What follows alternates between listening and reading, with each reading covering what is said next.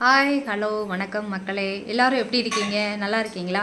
நான் நல்லா இருக்கேன். ஓகே, என்ன பேச வந்திருக்கேன் அப்படின்னு பார்த்தா சிசிடிவி கேமராஸ். ஓகேங்களா? சிசிடிவி கேமரா பற்றி நான் பேச வந்திருக்கேன். இப்போ வந்து பார்த்தீங்கன்னா, ஆக்சுவலி பார்த்தீங்கன்னா என்னோடய நேட்டிவ் பிளேஸ் எங்கே அப்படின்னு சொல்லிட்டு பார்த்தீங்கன்னா, நான் வந்து தேனியில் இருக்கேன். ஓகேங்களா? இப்போ தேனியை பொறுத்த வரைக்கும் பார்த்தீங்கன்னா, ஒரு சில இடங்களில் வந்து சிசிடிவி ஃபுட்டேஜ் வந்து கிடையாது. அதனால் தப்பு ஈஸியாக பண்ணிட்டு போயிடுவாங்க. அதை கண்டுபிடிக்கிறதுக்கு ரொம்ப நாள் எடுக்கும். போலீஸ் வந்து கண்டுபிடிச்சிருவாங்க. ஆனால் வந்து கண்டுபிடிச்சிருவாங்க. போலீஸ் நினச்சா எது வேணாலும் கண்டுபிடிச்சிருவாங்க. ஏன்னா நம்ம தமிழ்நாடு போலீஸ் வந்து உலகத்தில் 2வது இடத்துலையும் 3வது இடத்துல இருக்காங்க. அதை நான் வந்து கேள்விப்பட்டது வந்து அது வந்து பார்த்தீங்கன்னா, இப்போ நான் இருக்கிறது அப்படின்றது பார்த்தீங்கன்னா, நம்ம சென்னையில் இருக்கோம். சென்னை பற்றி உங்களுக்கு ஆல்ரெடி நல்லாவே தெரியும். சென்னையில் எப்படி அப்படின்னு பார்த்தீங்கன்னா, நம்ம ஒரு தெரு இருந்துச்சு அப்படின்னு பார்த்தீங்கன்னா, அந்த தெருவில் கிட்டத்தட்ட ஒரு 10-15 கேமராஸ் இருக்கும். ஓகேங்களா? ஒரு அப்பார்ட்மெண்ட்டுன்னு எடுத்து பார்த்தீங்கன்னா, அந்த அப்பார்ட்மெண்ட்டில் முக்குக்கு ஒரு கேமரா இருக்கும். அந்த அப்பார்ட்மெண்ட்டுக்குள்ளே உள்ள கேமரா இருக்கும். அதே மாதிரி அந்த வீட்டுக்குள்ளேயும் வந்து பார்த்தீங்கன்னா, ஹாலில் எப்பயுமே கேமரா வச்சுக்குவாங்க. அவங்களுடைய பாதுகாப்புக்காண்டி அவங்க வச்சுக்குவாங்க. ஏன்னா இப்போ தேனி அப்படின்றப்ப வந்து 4 பேர் தெருவில் போவாங்க, வருவாங்க, நடப்பாங்க. அப்படின்றப்ப வந்து தெருவுக்கு 4 கிழவிங்க இருப்பாங்க. அவங்களே ஒரு சிசிடிவி கேமராஸ் மாதிரி தான், அது உங்களுக்கு நல்லாவே தெரியும். ஆனால் சென்னையை பொறுத்த வரைக்கும் பார்த்தீங்கன்னா, அவங்கவுங்க ஒர்க்கு டைம் இருக்குது. அதனால் மேக்ஸிமம் வெளியே வர்றது வந்து ரொம்ப கஷ்டம்தான். அதனால் என்ன பண்ணுறாங்க அப்படின்னு பார்த்தீங்கன்னா, இப்போ வீட்டுக்குள்ளேயே கேமராஸ் மாட்டுறாங்க. நானுமே பார்த்தீங்கன்னா, என்னோடய தேனியில் பார்த்தீங்கன்னா, நான் வந்து கேமராஸ் போட்டுட்டு தான் வந்திருக்கேன். என்னோடய வீட்டில் எல்லாம் கேமரா இருக்குது. ஏன்னா நம்ம இருக்கோம், இல்லாமல் போகிறோம், வீட்டில் பிள்ளைங்க வராங்க, யார் போகிறாங்க, யார் வராங்க அப்படின்றத நம்ம செல் மூலமாக டவுன்லோட் பண்ணி எடுத்துக்கிறணும் அப்படின்றதுக்காண்டி நான் கேமராஸ் போட்டு நான் மாற்றி வச்சுருக்கேன். அதே மாதிரி என் வீட்டு ஹால்லையும் கேமரா இருக்குது. ஓகேங்களா? என்னோடய அப்பார்ட்மெண்ட்டில் நான் கீழே இறங்கி நடந்து வந்தாலும் என் அப்பார்ட்மெண்ட்டுக்குள்ளே உள்ள வரைக்கும் கேமராஸ் இருக்குது. என்னோடய அப்பார்ட்மெண்ட்டுக்குள்ளே யார் வராங்க, யார் போகிறாங்க அப்படின்றது முதல் கொண்டு தெரியும். ஏன்னா அந்த அளவுக்கு இப்போ வந்து விஞ்ஞானம் ரொம்ப வளர்ந்துருச்சு. எல்லாமே வளர்ந்து தான் இருக்குது. நல்லா தெரிஞ்சுக்கங்க. இதில் யாரும் தப்பு பண்ண முடியாது. சரியா? அப்படியே தப்பு பண்ணாலும் அவங்கவுங்க இஷ்டத்தோட, அவங்களோட அனுமதியோடு தான் தப்பு பண்ண முடியும்.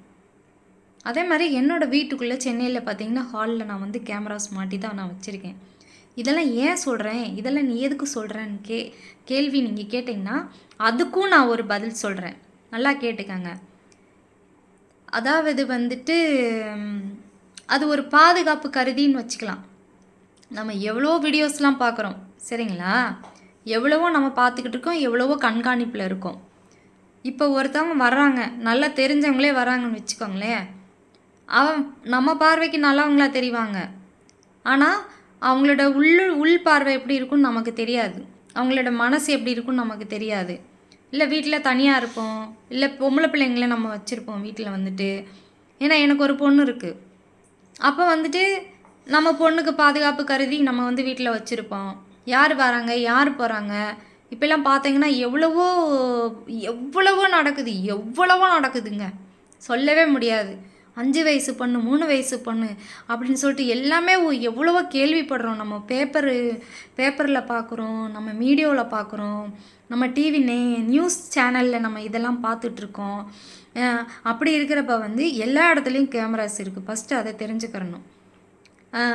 யாரும் யாரோட அனுமதி இல்லாமையும் நெருங்க முடியாது, ப்ளஸ் தப்பு பண்ண முடியாது. ஆனால் இதில் இன்னொரு வகை இருக்குது. யாரும் யாரை வேணாலும் நெருங்கலாம், நம்ம இஷ்டத்துக்கு மனசுக்குள்ளே நினைக்கலாம், தப்பு பண்ணலான்றது நினைக்கிறவங்களும் நிறைய பேர் இருக்காங்க. நல்லா தெரிஞ்சுக்கங்க. அதுக்காக தான் நான் சொல்கிறேன், எல்லாருமே அவங்கவுங்க வீட்டில் வந்து அவங்கவுங்க அதாவது பெட்ரூமில் நம்ம மாட்ட போகிறது கிடையாது, சரிங்களா? சிசிடிவி கேமராஸ் ஹாலு அப்படின்றப்ப வந்து 4 பேர் வருவாங்க போவாங்க. அப்போ என்ன நடக்குதுன்னு நமக்கு தெரியாது.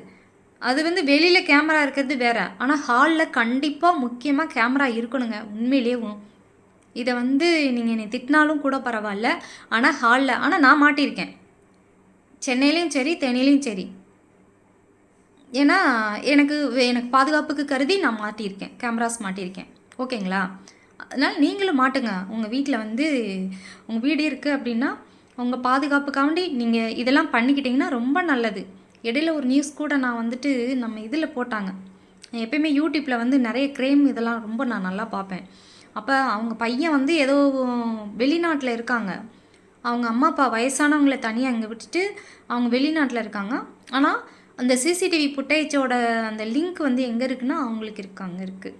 ஓகேங்களா?